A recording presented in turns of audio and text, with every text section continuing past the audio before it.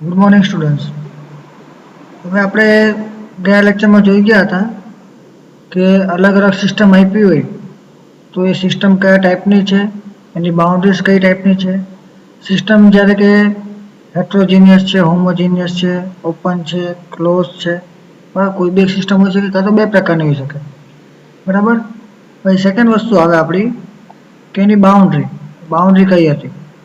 Fix boundary હતી, movable boundary હતી, realistic હતી, કે પછી ઇમેજનરી હતી. એ આપણે જોઈ ગયા.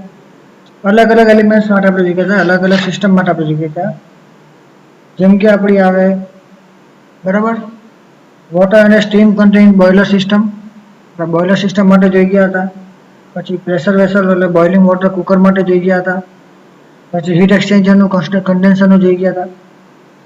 પછી પાઇપનું, નોઝલનું, બરાબર.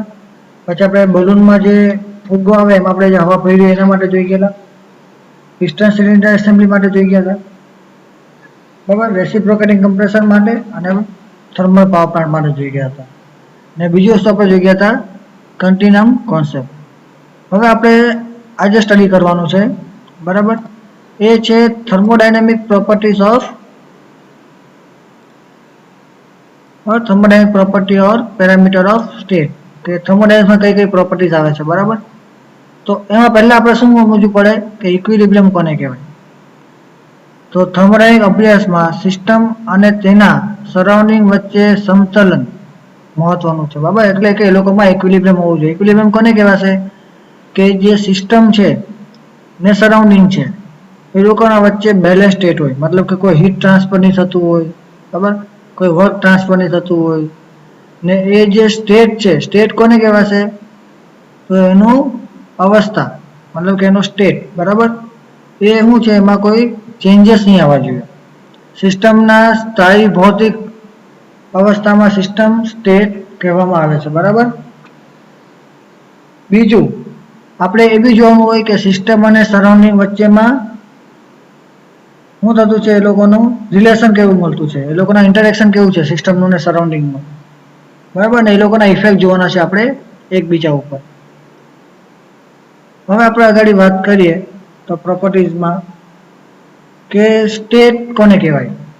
તો કોઈ બી સિસ્ટમ છે એનું કોઈ પણ સમય પર એની જે અવસ્થા છે એને શું કહેવાશે, સ્ટેટ કહેવાશે. થર્મોડાયનેમિક્સ છે તે ઓલમોસ્ટ કેના પર કામ કરે છે, ઇક્વિલિબ્રિયમ ઉપર, બરાબર. કે એના પર જે બી ફોર્સસ છે એ શું હોવાના, ચેન્જ થવા નહીં જોઈએ, બરાબર. એને કહેવાશે ઇક્વિલિબ્રિયમ. હવે સ્ટેટને જાણવા માટે કયું આવે કે કોઈ બી કેરેક્ટરિસ્ટિક્સ છે, બરાબર, સિસ્ટમની, એને આપણે ડિસ્ક્રાઇબ કરી શકીએ તો એને શું કહેવાશે, એક પ્રોપર્ટી કહેવાશે, બરાબર. અલગ અલગ પ્રોપર્ટી પર ડિપેન્ડ થાય ને સ્ટેટ, કે પ્રેશર છે, વોલ્યુમ છે, ટેમ્પરેચર છે, બરાબર, ડેન્સિટી આવે, એ બધી અલગ અલગ પ્રોપર્ટીઝ છે. એના પરથી આપણે શું કરશું, કોઈ બી એક સિસ્ટમ છે તેનું સ્ટેટ નક્કી કરશું, બરાબર. હવે જ્યારે બી ક્યારે એ લોકો વચ્ચે અનબેલેન્સ ફોર્સ હોવાનો સિસ્ટમ વચ્ચે, બરાબર, કાં પછી સિસ્ટમ અને સરાઉન્ડિંગ વચ્ચે, તો એ લોકોના વચ્ચે શું થવાનું છે, ઇન્ટરેક્શન, મતલબ કે એ લોકોના વચ્ચે કઈ ચેન્જીસ થવાના છે સિસ્ટમ અને સરાઉન્ડિંગના વચ્ચે. હવે આના કારણે શું થવાની, મારી બધી પ્રોપર્ટીઝ બી ચેન્જ થવાની. સમજાઈ ગયા આટલું. આ હતું થર્મોડાયનેમિક પ્રોપર્ટીઝ ઉપરનું થોડુંક ડિટેલ. હવે આપણે જોશું આગળ કે કઈ કઈ પ્રોપર્ટીઝ આવે છે, બરાબર.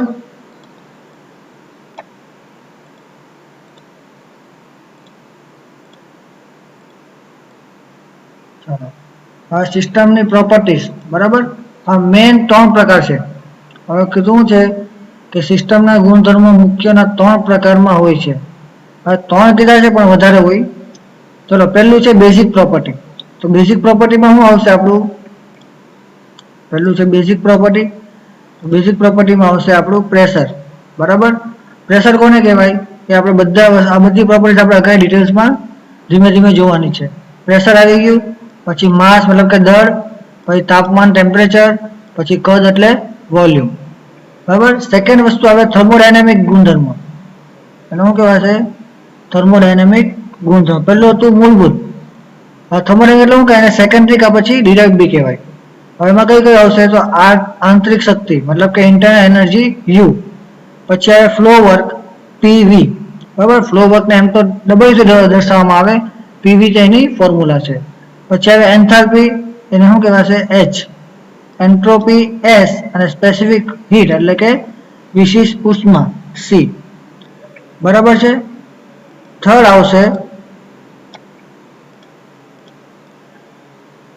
આવશે ટ્રાન્સપોર્ટ પ્રોપર્ટી. ટ્રાન્સપોર્ટ પ્રોપર્ટી એટલે કે જ્યારે કોઈ વસ્તુ મૂવ થતી છે, બરાબર, એમાં આવે સ્નિગ્ધતા મતલબ કે વિસ્કોસિટી મ્યુ, બરાબર.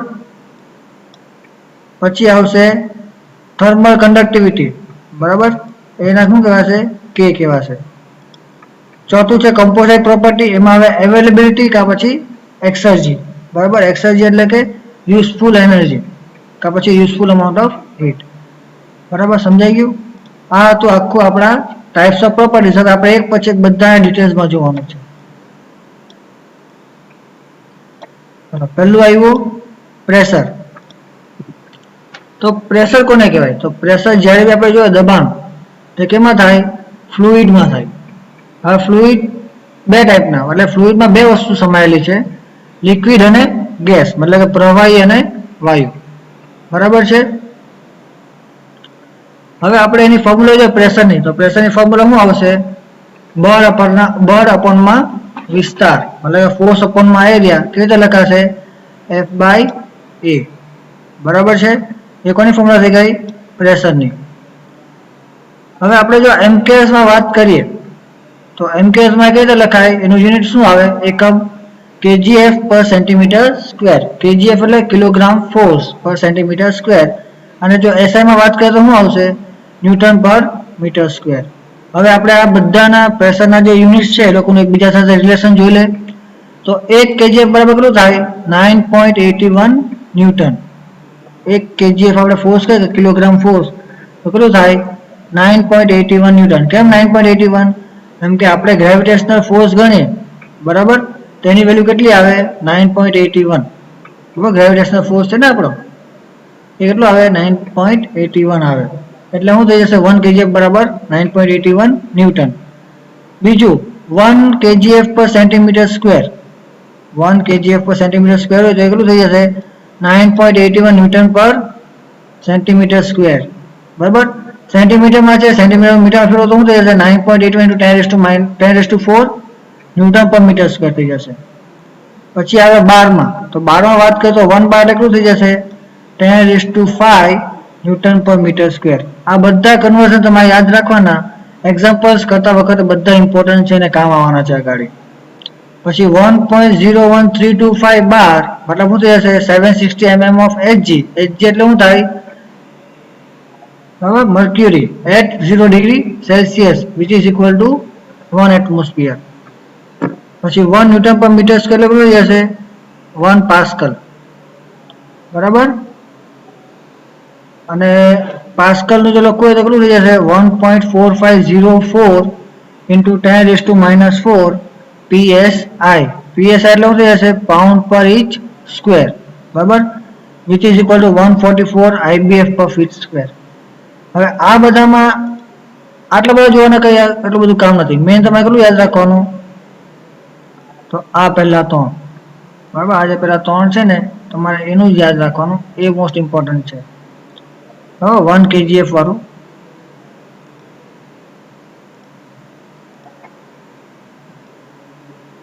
આ 3 મોસ્ટ ઇમ્પોર્ટન્ટ. બરાબર, kgf નું ન્યૂટન, kgf પર સેન્ટીમીટર સ્ક્વેર નું ન્યૂટન પર સેન્ટીમીટર સ્ક્વેર, ને પછી એનું પાછું ન્યૂટન પર મીટર સ્ક્વેરમાં કરવાનું. બરાબર, પછી 1 બારનું.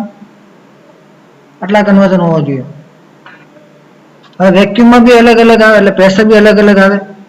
બરાબર, હવે એનો આપણે આગળ જોઈ લે.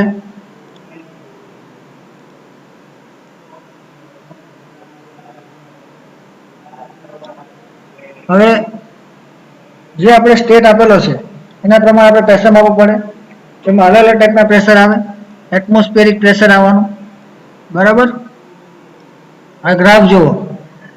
બરાબર, હવે આ છે તે એટમોસ્ફેરિક પ્રેશર છે. કયું? આ જે આપણું છે તે એટમોસ્ફેરિક પ્રેશરની લાઈન છે, ડોટેડ લાઈન બતાવેલી છે તે. હવે એના ઉપરનો જે પ્રેશર આવે એને કહેવાશે ગેજ પ્રેશર. બરાબર, આપણે જે એબ્સોલ્યુટ વેક્યુમ છે ત્યાંથી આપણે જ્યારે માપીએ x2 સુધી તેને શું કહેવાશે? ગેજ પ્રેશર કહેવાશે. પછી આપણું જે એટમોસ્ફિયરિક પ્રેશર છે એનાથી નીચે આપણને કોઈ પ્રેશર મળશે એને શું કહેવાશે આપણે વેક્યુમ પ્રેશર, બરાબર. અને જો એબ્સોલ્યુટ વેક્યુમ જેમ આપીએ એના આપણે એટમોસ્ફિયર પ્રેશરના વચ્ચે જે પ્રેશર આવતું તેને શું કહેવાશે એબ્સોલ્યુટ પ્રેશર કહેવાશે, બરાબર. આ બીજો એબ્સોલ્યુટ પ્રેશર છે, બરાબર. એટલે આપણે કઈ બે ડેટા લાઈન આવે, એક તો એટમોસ્ફિયરિક પ્રેશર અને એક એબ્સોલ્યુટ વેક્યુમની પ્રેશર લાઈન આવે. જો આપણે એટમોસ્ફિયરિક પ્રેશરથી માપીએ તો બે પ્રેશર આવે, ગેજ પ્રેશર અને એટમોસ્ફિયરિક પ્રેશર, કાં પછી એને શું કહેવાશે વેક્યુમ પ્રેશર, બરાબર. આ બધી વસ્તુ ધ્યાન રાખવાની. હવે આપણે જ્યારે ગેજ પ્રેશર માપવું હોય તો એના માટે ફોર્મ્યુલા આપેલી છે. જ્યારે ગેજ પ્રેશર માપવું હોય એના માટેની ફોર્મ્યુલા આવી રહી કે gauge pressure is equal to શું થાય નિરપેક્ષ દબાણ મતલબ કે absolute pressure minus atmospheric pressure, બરાબર છે ને, બરાબર. Absolute pressure minus atmospheric pressure તો મને શું મળી જશે ગેજ પ્રેશર, બરાબર. પછી બીજી ફોર્મ્યુલા છે આપણી વેક્યુમ પ્રેશરની, આઈડિયા શું થશે વેક્યુમ પ્રેશર તો atmospheric pressure minus absolute pressure. આ બધી વસ્તુ હતી આપણા પ્રેશર ઉપરની. હવે આગળ જોઈએ આપણે પ્રેશર પછી શું આવશે દળ. દળ એટલે શું ભાઈ માસ. માસની વાત કરીએ, બરાબર. આ જે માસ છે તો પદાર્થના દ્રવ્યમાનમાં જથ્થાના તેનું દળ કહેવામાં આવે છે કે જેટલું મારું માસ એટલે કે મેટર જેટલી મારી છે ઓબ્જેક્ટમાં સબસ્ટન્સમાં એને શું કહેવાશે એનો માસ કહેવાશે. એનો એસઆઈ યુનિટ શું આવે એકમ કયું આવે કિલોગ્રામ, બરાબર. એના માટે શું દર્શાવવામાં આવે એમ. એના પછીની વસ્તુ આવે આપણી ટેમ્પરેચર, ત્રીજી વસ્તુ તાપમાન.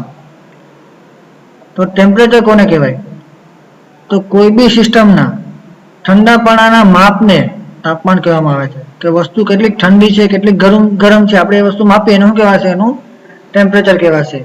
હવે ટેમ્પરેચર માપવા માટે આપણા એન્જિનિયરિંગમાં બે વસ્તુ મેઇન યુઝ થાય યુનિટના, એક આવે ડિગ્રી સેલ્સિયસ, બીજું આવે કેલ્વિન, બરાબર. આ બે આપણે યુનિટ યાદ રાખવાના, કાં તો ડિગ્રી સેલ્સિયસમાં હોય કાં પછી કેલ્વિનમાં હોય. હવે આપણે વાત કરીએ તો ડિગ્રી એબ્સોલ્યુટ કેલ્વિન એટલે એબ્સોલ્યુટ કેલ્વિન છે એ કેટલા ડિગ્રી સેલ્સિયસ થાય તો ડિગ્રી સેલ્સિયસ પ્લસ 273. મતલબ માની લો કે મારી પાસે શું છે મને કીધું કે મારી પાસે ટેમ્પરેચર મને મળ્યો કેટલો મળ્યો 5 કેલ્વિનનો, બરાબર. તો એની વેલ્યુ કેટલી થશે ડિગ્રી સેલ્સિયસમાં માપવી હોય મારી પાસે ટેમ્પરેચર છે 5 ડિગ્રી સેલ્સિયસ, બરાબર. મારે એને માપવું છે કેલ્વિનમાં તો કેટલા કેલ્વિન થવાના તો 5 ડિગ્રી જે સેલ્સિયસ છે તે જ વત્તા કેટલું થઈ જવાનું 273. તમને કેમાં મળશે તો કેલ્વિનમાં મળશે. 5 ડિગ્રી સેલ્સિયસ આપ્યું એમ આપણે કેલ્વિનમાં ફેરવવું હોય, બરાબર. તો હવે આની જે વેલ્યુ મને મળે કેટલી વેલ્યુ મળવાની આની 273 પ્લસ 5 278 એ મને કેમાં મળશે કેલ્વિનમાં. સમજાઈ ગયું. ડિગ્રી સેલ્સિયસ માંથી કેલ્વિનમાં ફેરવવાનું આ ફોર્મ્યુલા છે. પછી આવે એબ્સોલ્યુટ ટેમ્પરેચર. એબ્સોલ્યુટ ટેમ્પરેચર કોને કહેવાય બરાબર. તો એબ્સોલ્યુટ ટેમ્પરેચર એટલે શું થઈ જશે કે આપણે કોઈ એબ્સોલ્યુટ ઝીરો ટેમ્પરેચરને રેફરન્સમાં લઈને જો ટેમ્પરેચર માપીએ તેને શું કહેવાશે એબ્સોલ્યુટ ટેમ્પરેચર, બરાબર. હવે એબ્સોલ્યુટ ઝીરો ટેમ્પરેચર કોને કહેવાય બરાબર ને. એબ્સોલ્યુટ ઝીરો ટેમ્પરેચર આપણે જોવું પડે કે એબ્સોલ્યુટ ઝીરો ટેમ્પરેચર કોને કહેવાનું. તો એબ્સોલ્યુટ ઝીરો ટેમ્પરેચર કોને કહેવાય કે જ્યારે મારી એન્ટ્રોપી છે, બરાબર, બધા ક્રિસ્ટલાઇન સબસ્ટન્સની પ્યોર ક્રિસ્ટલાઇન સબસ્ટન્સ હોય, બરાબર, એ લોકોની જે એન્ટ્રોપી છે તે ઝીરો થઈ જાય એને શું કહેવાશે એબ્સોલ્યુટ ઝીરો ટેમ્પરેચર, બરાબર. આ તો આપણે ટેમ્પરેચર ઉપરનું બધું ડિટેલ્સ ટેમ્પરેચર જોઈ ગયા. પછી આવે આપણું વોલ્યુમ, બરાબર. પછીનો જે ટોપિક છે તો શું છે આપણું વોલ્યુમ છે.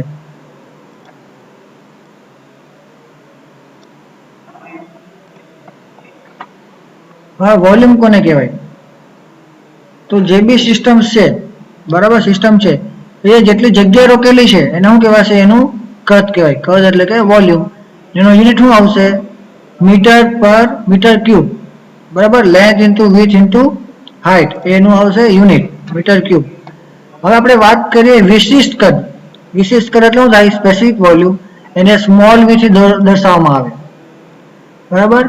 હવે એકમ દળના પદાર્થ કે સિસ્ટમ કદને વિશિષ્ટ કદ v કહેવામાં આવે છે. બરાબર. આ ફોર્મ્યુલા એની આપેલી છે. શું છે ફોર્મ્યુલા? કે v ઇઝ ઇક્વલ ટુ કદ અપોનમાં દળ ઇઝ ઇક્વલ ટુ વોલ્યુમ અપોનમાં માસ. એને શું કહેવાશે? વિશિષ્ટ કદ. એનો યુનિટ શું આવવાનું? એનો યુનિટ આવશે મીટર ક્યુબ પર કેજી. બરાબર. આપણે આજનો લેક્ચર અહીંયા પૂરો કરીએ. આગળના લેક્ચરમાં આપણે બીજી બધી પ્રોપર્ટીઝ જોવાની છે. જેમ કે આવશે ડેન્સિટી આવશે. બરાબર. ડેન્સિટી આવવાની, પછી આવશે આપણું સ્પેસિફિક વોલ્યુમ, બરાબર, વેલોસિટી આવશે, પછી ઇન્ટરનલ એનર્જી આવવાની છે, ફ્લો વર્ક આવવાનું, એન્થાલ્પી આવવાનું, એન્ટ્રોપી આવવાનું, પછી ટ્રાન્સફર પ્રોપર્ટી આવશે અને કમ્પોઝાઇટ પ્રોપર્ટી. આ બધી પ્રોપર્ટી છે તે આપણે આગળના લેક્ચરમાં કન્ટિન્યુ કરશું. કોઈ બી ડાઉટ હોય, કોઈ વસ્તુ નહીં સમજાવી આ લેક્ચરમાં, તો મને મેસેજ કોલ કરી શકો છો.